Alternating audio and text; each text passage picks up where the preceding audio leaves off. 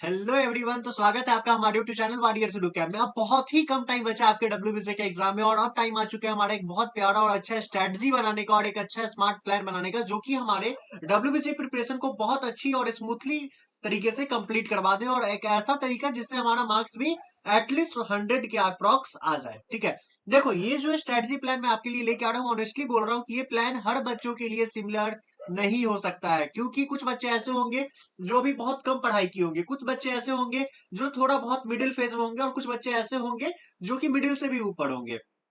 तो हम लोग ऑलमोस्ट एक ऐसा लेके चलेंगे, मान के चलेंगे कि सारे बच्चे एक एवरेज फेज में है और हमको उस अकॉर्डिंग आगे की प्रिपरेशन को देखना है। ठीक है, बहुत जल्दी आपका डब्ल्यूबीसी का बैच भी आने जा रहा है जो कि फ्री ऑफ कॉस्ट रहेगा, तो उसके लिए आप रेडी रहो और इनरोल करने के लिए तैयार रहो, क्योंकि पैसा तो उत्कर्ष भैया लेते ही नहीं है। ठीक है, तो बिना टाइम वेस्ट किए हुए चलते हैं अपने स्ट्रेटजी प्लान पे। तो सबसे पहला जो स्ट्रेटजी प्लान का पार्ट आता है ना, कि सर हम कितने को टारगेट करके चले, एटलीस्ट हमारा टारगेट क्या होना चाहिए। तो हमेशा से आपका भाई एक ही टारगेट को सपोर्ट करता है, वो टारगेट है भाई 120 प्लस को 120 टारगेट करके चला है। ठीक है, तो अब आगे की सफर कैसे कैसे स्ट्रेटजी होना चाहिए बिना टाइम वेस्ट किए हुए हम लोग आगे देखते हैं।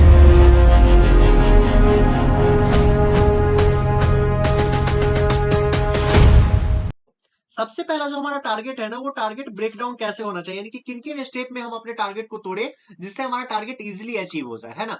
तो सबसे पहला चीज देखो, आपका जो पार्ट है पढ़ाई का ना, उसमें जो जैसे कहा जाता है ना कि हर बॉन्ड को तोड़ने के लिए हम लोग ये देखते हैं कि वीकेस्ट बॉन्ड कौन सा है जिसपे हम लोग वार करेंगे तो जल्दी से जल्दी टूट जाएगा। उसी तरीके से फिजिक्स केमिस्ट्री मैथ में सबसे वीकेस्ट पार्ट कौन सा है जिसपे हम लोग अगर हल्का भी वार करें तो हमें मार्क्स ला के दे दे, वो पार्ट आता है हमारा केमिस्ट्री का।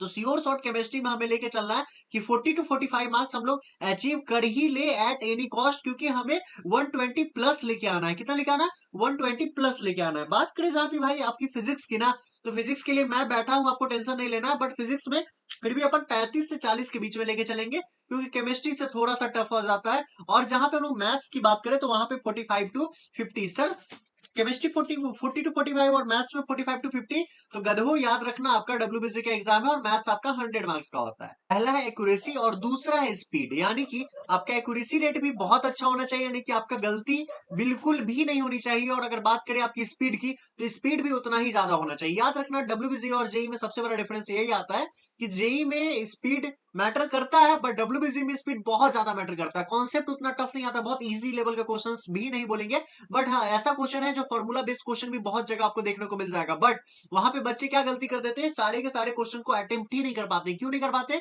इसलिए नहीं कर पाते क्योंकि अगर वो सारे क्वेश्चन को अटेम्प्ट करने जाए तो उनकी स्पीड कम रह जाती है।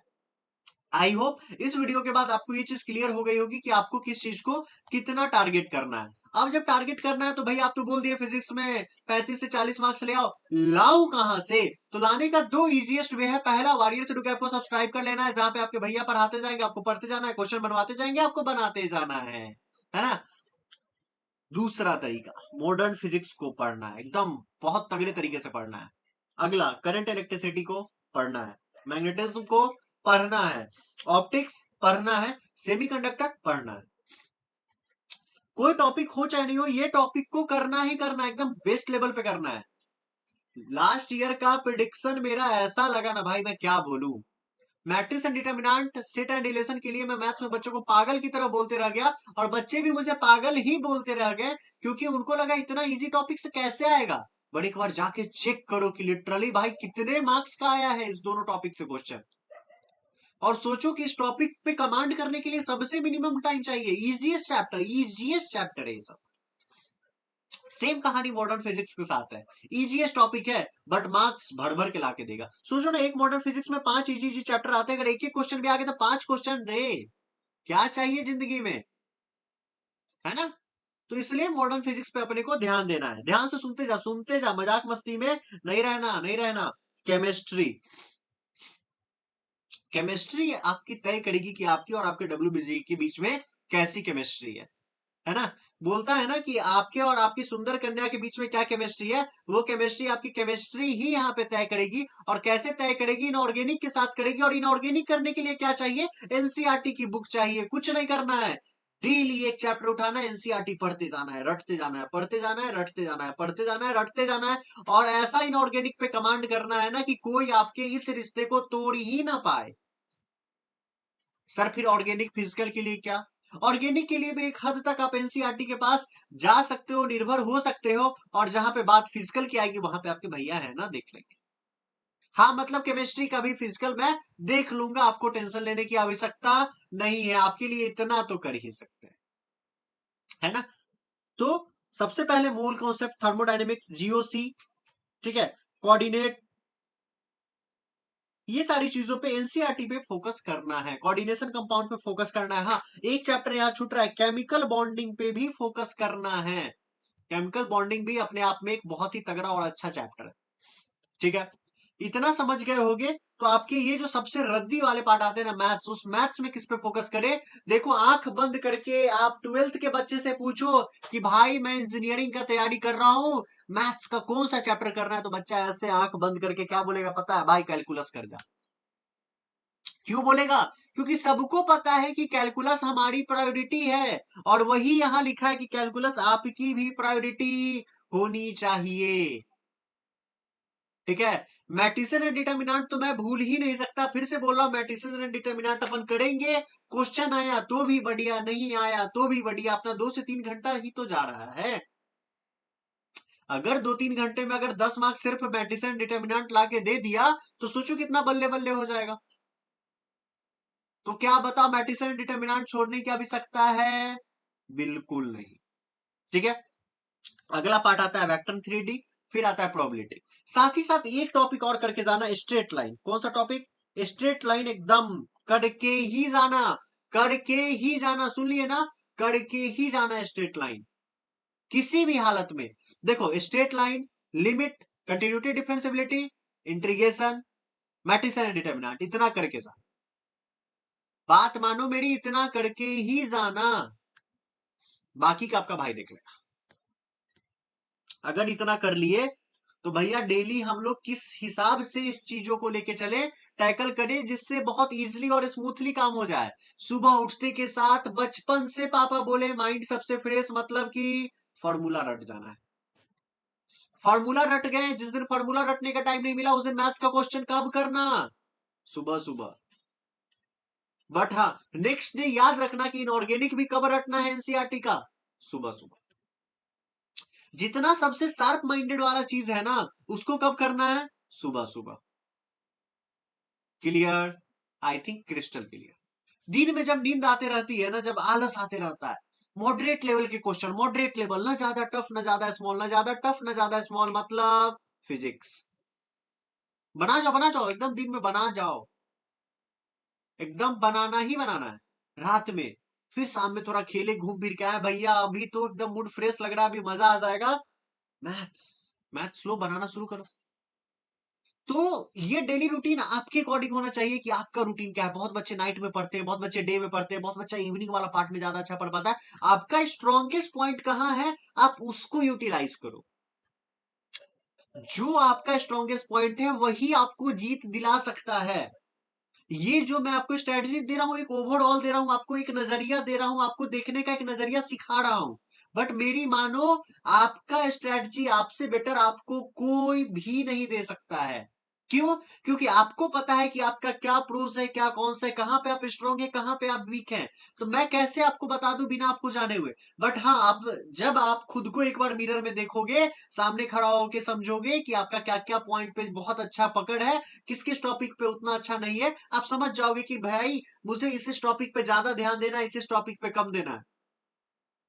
अब उस टॉपिक की प्रायोरिटी लिस्ट जो चुनने की बात आएगी, वो आपको रिलेट करना है प्रीवियस ईयर क्वेश्चन से कि किस टॉपिक पे ज्यादा दे, किस टॉपिक पे कम दे।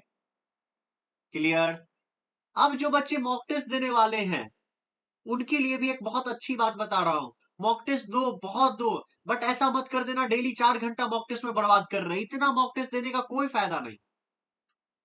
एट लास्ट आपकी प्रिपरेशन को, आपकी जीत में बदलेगी आपकी क्वेश्चन की प्रैक्टिस, ना कि मॉक टेस्ट। मॉक टेस्ट बस आपको इसलिए जानना है, इसलिए करना है, इसलिए देना है क्योंकि आपको आपके नर्व्स पे कंट्रोल हो। जब आप एग्जामिनेशन हॉल में बैठो तो आपका नर्वस सिस्टम में ग्लिच ना आए, आप नर्वसनेस के शिकार ना हो जाओ, आपको टाइम का मैनेजमेंट में दिक्कत ना हो, वो सारी चीजों को सही करने के लिए मॉक टेस्ट चाहिए। मॉक टेस्ट डेली नीड नहीं है, मत देना। वीक में एक मॉक टेस्ट भी अभी से देना शुरू करो, आखिरी के 5 दिन में 1-2 मॉक टेस्ट ज्यादा लगा देना। उससे ज्यादा नहीं, नो नीड, कोई जरूरत नहीं है। ठीक है, अब बात करते हैं मॉक स्ट्रेटजी की। ये सारी चीजें बाद में करने की चीजें हैं, बट मैं फिर भी बता दे रहा हूं, जब भी क्वेश्चन बनाने जाओ शुरू करो केमिस्ट्री से, फिर फिजिक्स, मैथ्स का अलग से होता है। जब मैथ्स देखने जाओ तो कोशिश करो इजी इजी क्वेश्चन को फटाफट फटाफट पहले बना ले। ऐसा नहीं करना, बिल्कुल भी भूल के भी ऐसा मत करना कि पहले ही जिस क्वेश्चन में स्टक हो गए उसमें फंसे हुए हैं, अब हम उसको बनाने की कोशिश कर रहे हैं और क्वेश्चन हमसे बन नहीं रहा और हम नर्वस हो गए। ये सारी गलती नहीं करनी है, यही सारी गलतियों पे ध्यान देनी है। खैर अभी जो हम लोग का सीरीज आएगा उसमें हम लोग कुछ कुछ, सारे चैप्टर नहीं, कुछ कुछ इंपॉर्टेंट चैप्टर पे बहुत फोकस करेंगे और अच्छे से पढ़ेंगे। उसके साथ साथ बहुत सारा एग्जाम का ट्रिक एंड टिप्स भी आपको बताएंगे, जिससे आपके एग्जाम का सफर और भी इजी, सुनहरा और प्यारा हो जाए। जहां पे आप आंख बंद करो तो WBJ दिखे, और जब आंख बंद करो तो फील हो कि आप ये जादवपुर के कैंपस में हो और आप ही हो।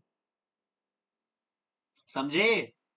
ऐसा ऐसा फीलिंग होना चाहिए ना। जैसे, कैसे समझाएं, अभी छोड़ो, जब पढ़ाई करेंगे तब समझाएंगे। अभी तो आप भाग जाओगे, बोलो कि कैसा मास्टर है, क्या गंदी गंदी बातें कर। जब पढ़ाएंगे तो और भी बहुत कुछ खुल के बातें होंगी, जब हम लोग और इंटरेक्शन होगा, लाइव क्लासेस होंगी, गूगल मीट क्लासेस होंगी, तो फिर मजा आएगा ना, जब एक रिश्ता बनेगा और दो भाई जब मिल के बैठेंगे तो WBC तो फोड़ के रहेंगे, है ना। क्योंकि दो भाई बैठेंगे, कोई दो टीचर स्टूडेंट नहीं, नहीं कोई टीचर स्टूडेंट नहीं, दो भाई एक साथ पढ़ने बैठेंगे।